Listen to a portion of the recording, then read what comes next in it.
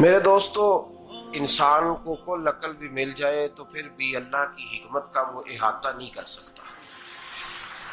رب کریم کو زیادہ پتہ ہے کہ ہمارے لیے کون سی چیز بہتر ہے اور کون سی چیز ہمارے لیے نقصان کا باعث ہے۔ اللہ تبارک و تعالی کی حکمت یہ چاہتی ہے کہ میرے بندے پریشان نہ ہوں۔ رب یہ چاہتا ہے کہ میرے بندے کسی جگہ پہ بھی دقت اور پریشانی کا شکار نہ ہو، تو اللہ تبارک و تعالی نے راہ اعتدال اختیار کرنے کا حکم ارشاد فرمایا کہ تم اعتدال کے رستوں پہ چلو، معتدل زندگی گزارو، افراط و تفریط سے بچو۔ آج جس معاشرے میں ہم وقت گزار رہے ہیں، اس معاشرے میں ہم اس بات کو سمجھنے سے قاصر ہیں کہ اصل ہمارا مسئلہ کیا ہے۔ ہمارا اصل جو مسئلہ ہے اس کی شناخت ہمیں کیسے ہوگی اور ہم پھر اس تک رسائی کس انداز میں حاصل کر پائیں۔ ہم ہمیشہ اپنی آمدن بڑھانے کے چکر میں رہتے ہیں، ایک کام اور شروع کر لیں، پارٹ ٹائم جاب شروع کر لیں، کوئی سائیڈ بزنس اس کا آغاز کر لیں۔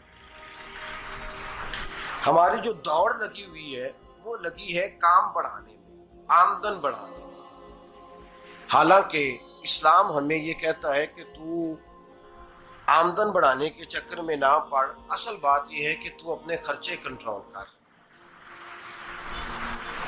تنگ انسان وہ نہیں ہوتا جس کی آمدن تھوڑی ہوتی ہے، یہ توجہ کیجیے گا میری بات، یہ قیمتی بات ہے اور گفتگو ساری کا لب لباب ہے۔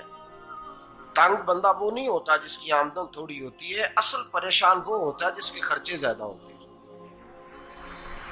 اور ہمارا جو روزمرہ کا نقصان ہو رہا ہے نا، وہ آمدن کے معاملات میں نہیں ہو رہا۔ بنیادی نقص جو واقعہ ہو رہا ہے وہ یہ ہے کہ ہمارے اخراجات زیادہ ہیں، اور وہ اخراجات کسی اور نے نہیں بڑھائے، وہ خرچے ہم نے خود بڑھا لیے ہیں اور اب ہمیں اس کا نقصان بھگتنا پڑ رہا ہے۔ اور اگر آپ صحیح معنوں میں ٹٹولیں تو جو بہت امیر لوگ ہیں وہ تو ان خرچوں سے بچ گئے۔ میں نے بہت سارے ایسے ختمات میں شرکت کی ہے، میں بہت ساری ایسی جگہوں پہ گیا ہوں کہ جہاں لوگوں نے بڑا مختصر سا ختم دلایا ہے تو ہو گیا ہے ختم۔ ختم کے معاملے میں کب کسی نے پابندی لگائی ہے کہ اس میں 200 آدمی شریک ہوگا تو تب یہ سال ثواب صحیح ہو سکے گا؟ کون کہتا ہے؟ یا شادی کے موقع پر اگر سارے بہن بھائیوں کو نہ بلایا گیا تو میری شادی پایہ تکمیل تک نہیں پہنچے گی، اس میں برکت نہیں ہوگی، یہ کس نے فتویٰ دیا ہے؟ معتدل زندگی کا اسلام حکم دیتا ہے۔ میں پڑھ رہا تھا کہ ایک بہت بڑا صدر ہے، غالباً سوڈان کے صدر کی بات ہو رہی تھی، تو اپنے بیٹے کی بارات لے کے گیا تو 4 لوگ گئے ہیں بارات، اور 15 لوگوں کا اس نے اہتمام کیا اپنے گھر میں کھانا کھانے کا، تو کیا شادی ہو گئی کہ رک گئی؟ تو بھئی راگ الاپنا اس بات کا کہ بڑی پریشانی ہے، کوئی سائیڈ بزنس شروع کیا جائے فلان جگہ فلان جگہ فلان جگہ، تو اصل معاملہ یہ ہے کہ پہلے ایک بندہ کماتا ہے تو پھر بھی گھر ہی چلتا ہے، پھر بڑا بیٹا ساتھ شامل ہوتا ہے تو پھر بھی گھر ہی چلتا ہے، پھر منجلا بیٹا شامل ہوتا ہے تو پھر بھی گھر ہی چلتا ہے۔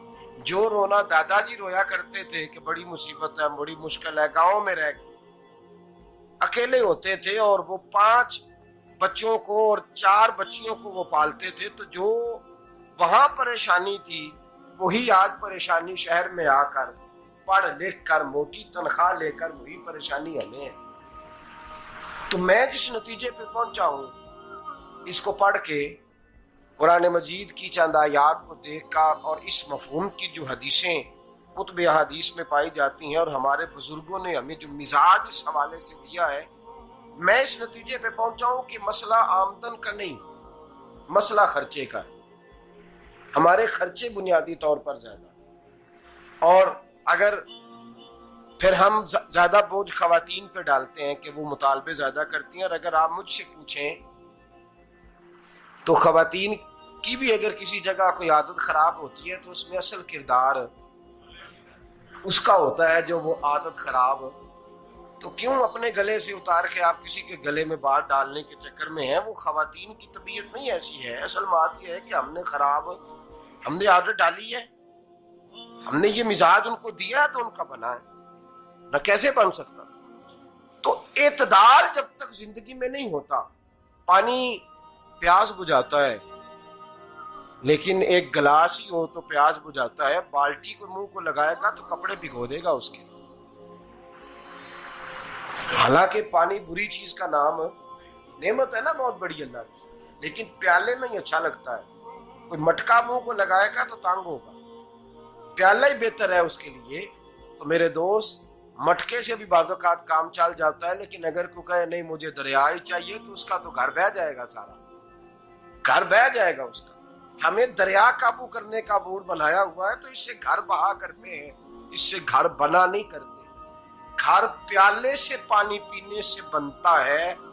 اگر تو دریا پہ قبضہ کرنے کا موڈ بنائے گا تو گھر بنے گا نہیں، گھر بہ جائے گا.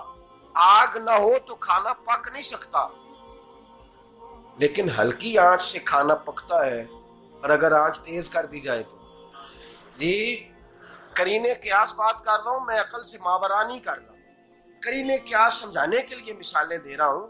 ہلکی آنچ پہ کھانا پک جاتا ہے اور آگ تیز ہو تو کھانا جل جاتا ہے.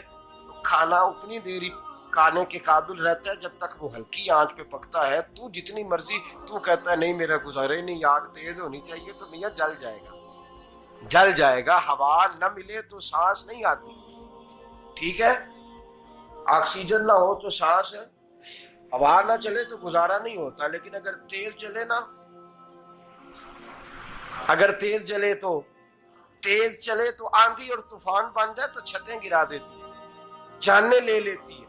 ہم ہیں طوفان کے چکر میں، ہم ہیں دریا کے چکر میں، ہم ہیں بڑے لاؤ کے چکر میں. تو میاں ہلکی آنچ ہی اچھی ہے، یاد رکھ. اور ایک گلاس پانی کا اعتدال سے ملتا رہے تو وہی ملتا رہے، ضرورت کے وقت وہی بہتر ہے.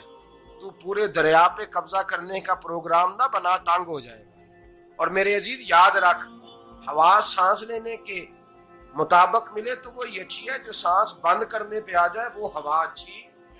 ہم نے چکر چلا لیا ہے کہ زیادہ پیسہ، راتوں رات پیسہ، لمبا پیسہ، یہ پلاٹ بھی میرا، وہ پلاٹ بھی میرا، گجرانوالا بھی، گجرات بھی، لالا موسیٰ کھاری اور پنڈی تک جہاں میں جاؤں میرے نام کی تختیاں لگی ہوئی ہونی چاہیے. اسلام منع